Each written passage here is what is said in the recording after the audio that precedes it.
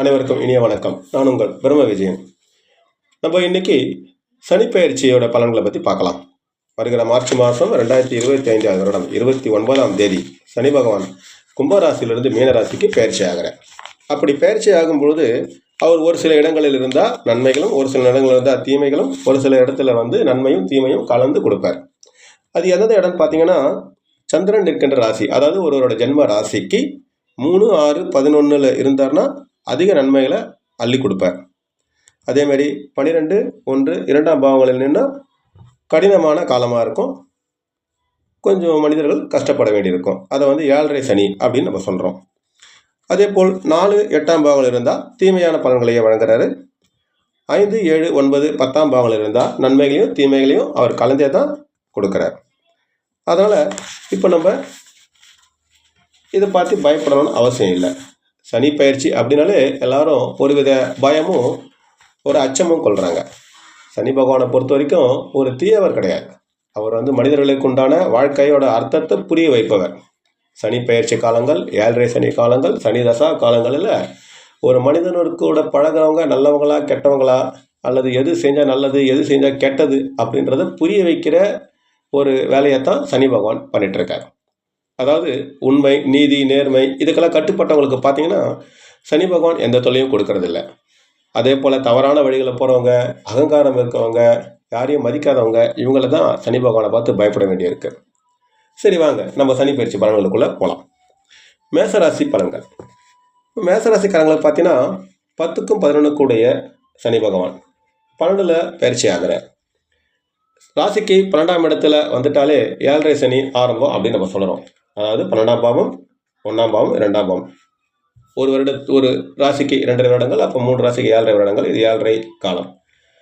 12ஆம் பாவத்தில் வந்தாலே பிரச்சனைகள் தான். அதுவும் 7.5 ஆரம்பிக்கிறதுனாலே இன்னும் கடினமான காலமாக இதை நம்ம கருதலாம். இப்போ மேசராசிக்காரங்களை பார்த்தீங்கன்னா இந்த 7.5 சனியில் 2.5 வருட காலம், முதல் 2 வருட காலம் இது விரைய சனியாக இருப்பதனால ஏதோ ஒரு வகையில் பெரும் விரயத்தை ஏற்படுத்தும். எதிரிகளால் பண நஷ்டம், சில சமயம் மருத்துவ செலவாகவும் இருக்கலாம். தவறி விழுந்து சங்கடப்படவும் வாய்ப்புண்டு. கவனமாக இருக்கணும். தொடையிலும் முழங்காலிலும் வியாதிகள் வரலாம். தேவையில்லாத பயனற்ற அலைச்சலை தரும். உறவினரிடத்திலும் வேலை செய்கிறவங்க இடத்திலும் பிரச்சனை ஏற்படுத்தும். விருப்பம் இருந்தாலும் சரி, விருப்பம் இல்லைனாலும் சரி, வெளியூர் வெளிநாடு போக வைக்கும். சக்திக்கு மீறிய செலவுகளை ஏற்படுத்தும். மனசில் எப்பொழுதும் சங்கடமும் கவலையும் இருந்துகிட்டே இருக்கும். சுய தொழில் எதிர்பார்த்த லாபத்தை கொடுக்க போகிறதில்ல. வேலை இல்லாமல், அதனால் வருவாய் இல்லாத நிலை, எந்த தொழிலை செஞ்சாலும் எல்லா காரியமும் கெட்டு போகிறது. இது எல்லாமே இந்த சனி பகவான் பணம் இருந்து செய்கிறார். பெற்றோருக்கு மருத்துவ செலவு ஏற்படும்.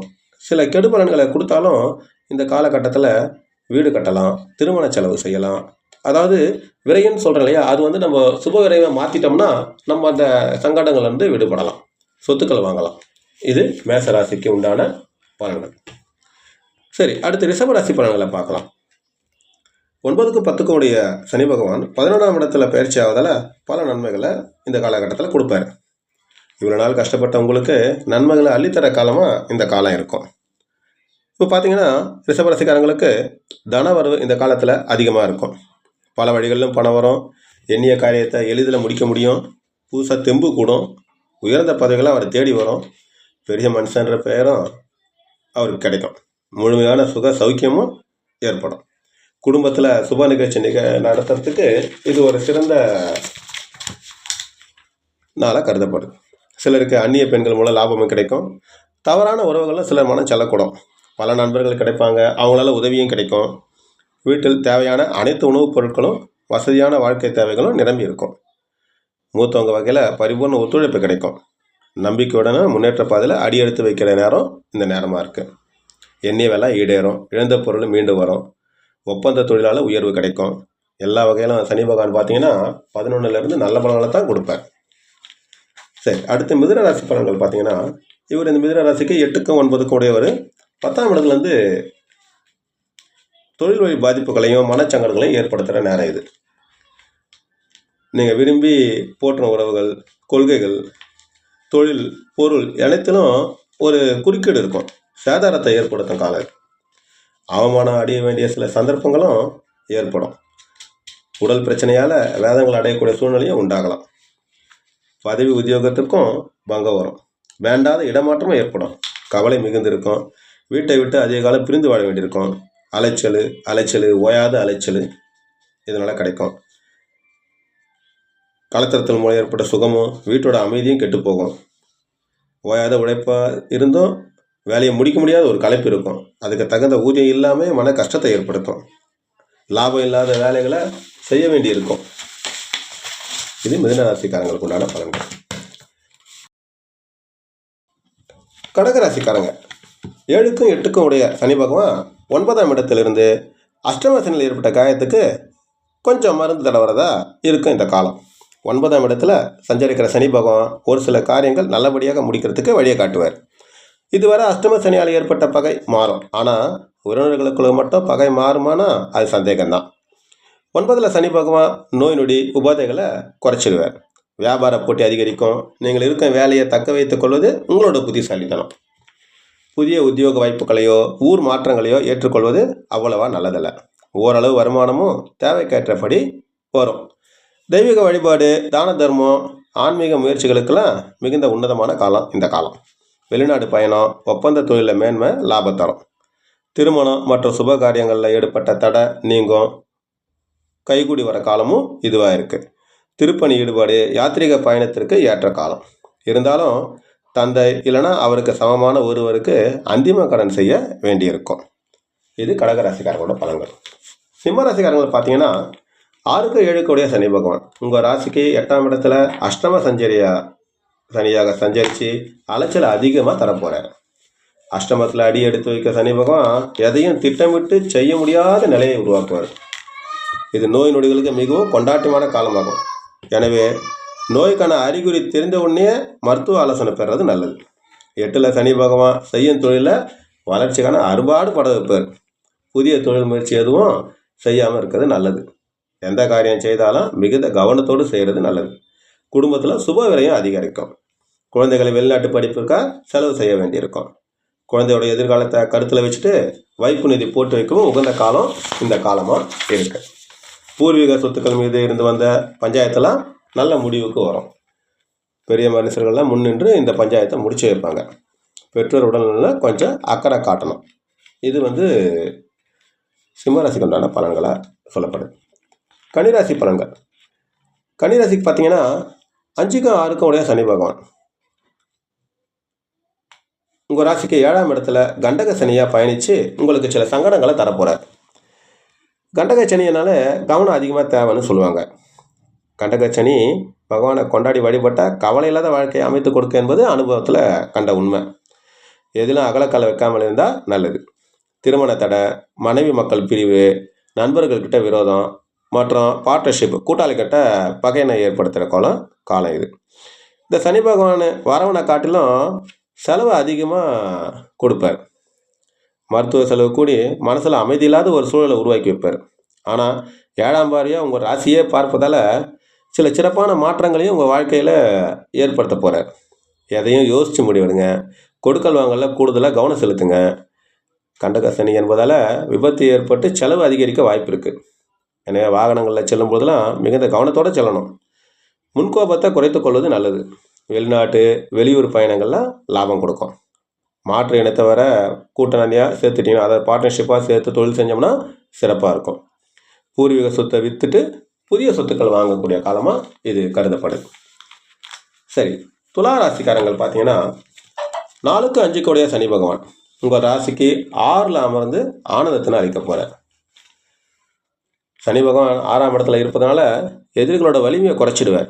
அப்படி குறைக்கிறதுனால அவங்களால வந்த இடர்கள்லாம் அவங்களுக்கு தவிடுபடியாக்க காலம் இது. அதனால் வெற்றியும் மன நிம்மதியும் பெருமளவு இருக்கும். நோய்கள் குறைந்துட்டு தேகத்தில் புது தெம்பு கூடும், சுகம் ஏற்படுத்தும். கடன் இருந்தால் அது தீர்க்கிற காலம் இது. குடும்பத்தால் அதிக நன்மை ஏற்படும். தொழிலில் வளர்ச்சி ஏற்படும்.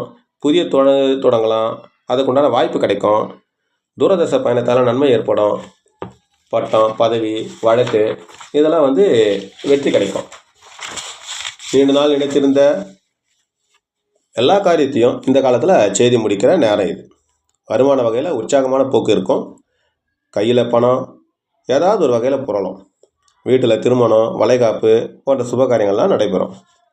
செய்யும் வேலையில் பதவி உயர்வு கிடைக்கும், மேல் அதிகாரிகளின் பாராட்டு கிடைக்கும். மொத்தத்தில் சந்தோஷமான சனி பகவானோட பயிற்சி இந்த பயிற்சி.